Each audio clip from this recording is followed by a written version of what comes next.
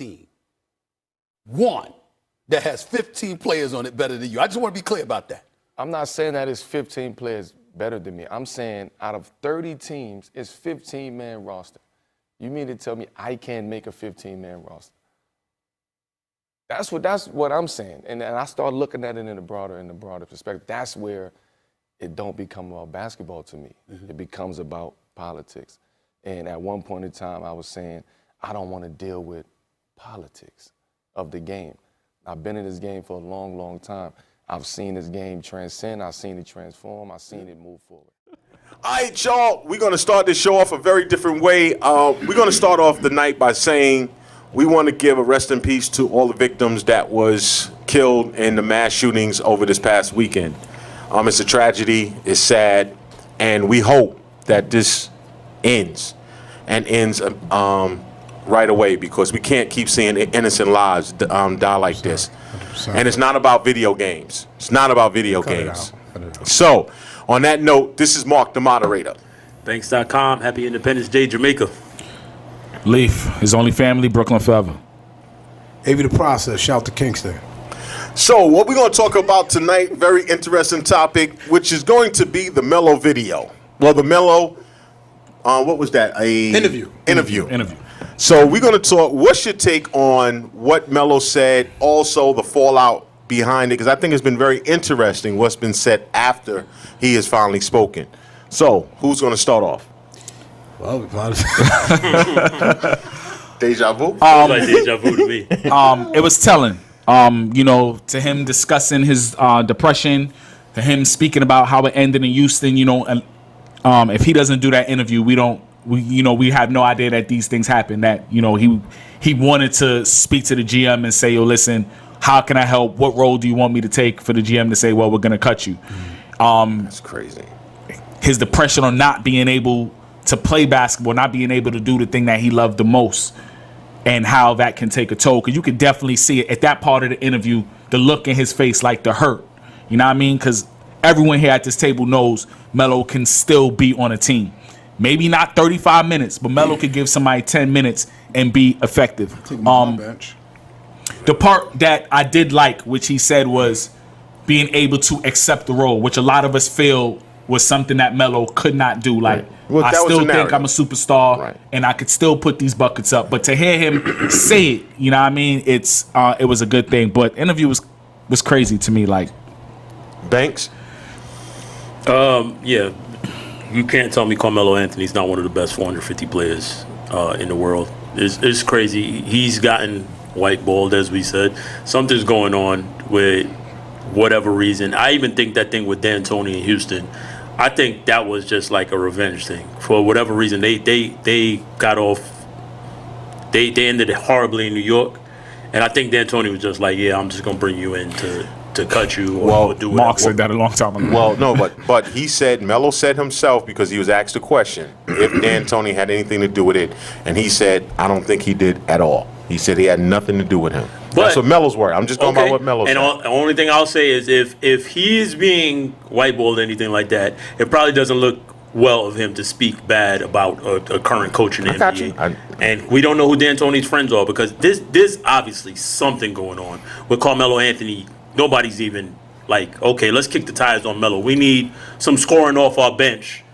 A 6'8", future Hall of Famer who's still, I wouldn't say his prime. He's past his prime, obviously. But Melo can give you 15 minutes a night and give you 10 points, 12 points.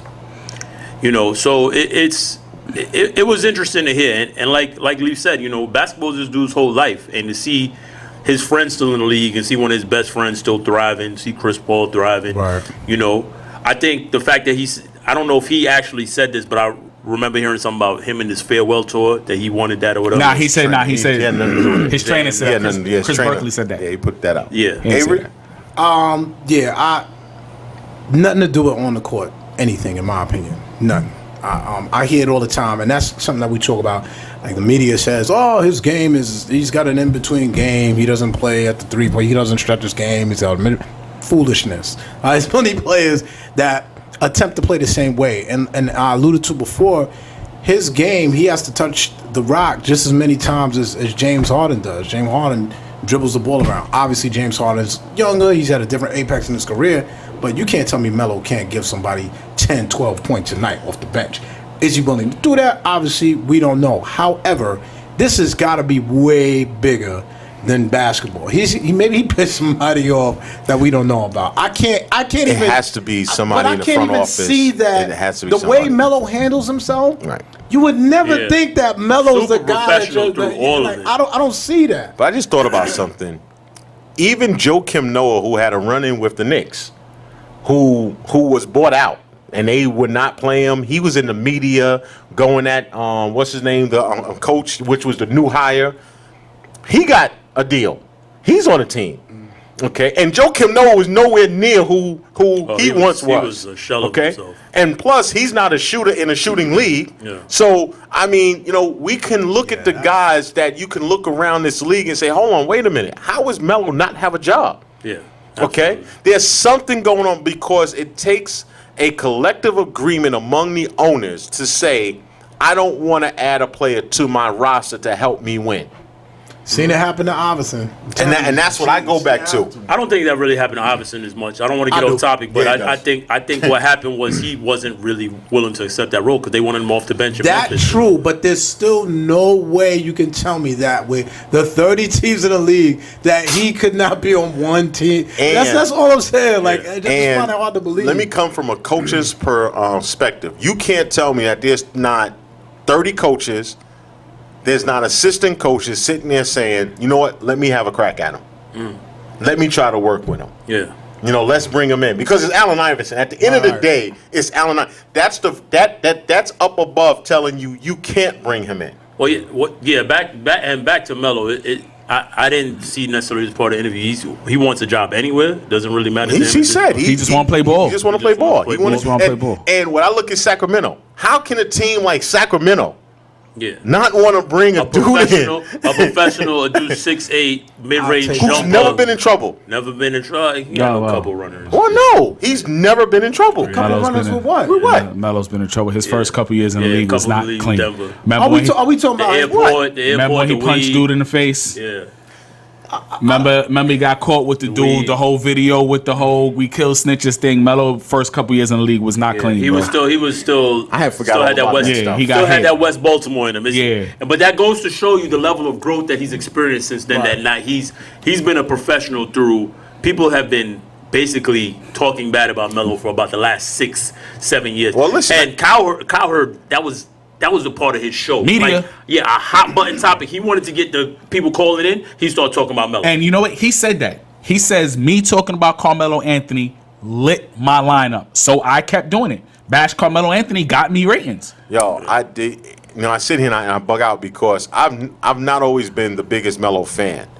But what I will say always, I'm going to be fair and right is right. And when I see something's wrong, I'm going to point it out. No way and this is wrong. Yeah, There's absolutely. no way he is supposed to go out the way. Because let me just add this part too, because I think what is not coming up. When your peers are saying that he should be on a roster, but the friends he has in this league have not. I'm trying to figure out when you have Chris Paul, Dwayne Wade, you got LeBron James. You can stop right there. I mean, stop right there. You can stop right there. You can stop right there. how in the world can none of these guys? Wait. But he went as far as saying Chris Paul knew nothing about that he was being cut. He said after 10 days, and he said he sat down with. He looked Chris in the face. He said it had to look Chris in the face because he said he was like, "Yo, if I didn't like his answer, our friendship would have been different. So I had to sit down with him, right? And we're gonna have a face to face. And he said he sat in my room with him till 1 o'clock in the morning. He said he was crying. He said and he said he believed him. Now let me ask you a question. Chris said he had nothing. He ain't done nothing about it. Did you believe that James Harden had nothing to do with it? Yeah, listen. I'm going to say the same thing because here's the deal. This is bigger than the players. So Maury got that call, and that's what it comes down. Because you don't cut a dude after 10 days, after 10 games, and you don't speak to nobody. But you know what though? And he said he spoke to Maury before to tell Maury, let's come to my room, and let's talk and let's discuss what role. And Maury said, okay. And then when Melo said when he got the call, thinking Maury going to set up the meeting, it was like, nah, we don't need you no more. Melo's taking a lot of blame, too. And if you think about it, how long? Situation. Two people at this table has been trying to say this for a very long time. Wait. But you're saying something different, though. There's something different, okay? Because some of the blame which was laid on him was laid on. A lot came from the media. A lot came from the media. OKC is particularly surprising to me. Like, he took a lot of that blame for OKC. They won one more game without him and went to the same position that they went to first round exit without him. And he also said some things about Billy Donovan, which was interesting. What, the same thing KD said?